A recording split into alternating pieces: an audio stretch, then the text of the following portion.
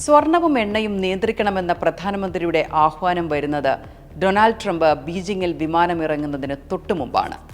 അമേരിക്കയും ചൈനയും തമ്മിലുള്ള ബന്ധം എങ്ങനെ മാറിയാലും നിലവിലെ ഇന്ത്യൻ പ്രൊഫൈലിനെ ബാധിക്കാവുന്നതാണ്. വരാനിരിക്കുന്ന വലിയൊരു സാമ്പത്തിക അസ്ഥിരതയെ നേരിടാനുള്ള ഇന്ത്യയുടെ തന്ത്രപരമായ പ്രതിരോധമാണ് ചില ഇറക്കുമതിക്കുള്ള നയതന്ത്രങ്ങൾ. ഒരു പ്രതിസന്ധി ഘട്ടത്തിൽ ഇന്ത്യയുടെ വിദേശ നാണ്യ ശേഖരം അതിവേഗം ചോർന്നു പോകാതിരിക്കാനാണ് സ്വർണം, പെട്രോളിയം ഉൽപ്പന്നങ്ങൾ, ഭക്ഷ്യ എണ്ണകൾ, വിദേശയാത്രകൾ തുടങ്ങിയ അത്യാവശ്യമല്ലാത്ത ഡോളർ ചെലവുകൾ മുൻകൂട്ടി തന്നെ ചുരുക്കാൻ രാജ്യം തയ്യാറെടുക്കുന്നത്.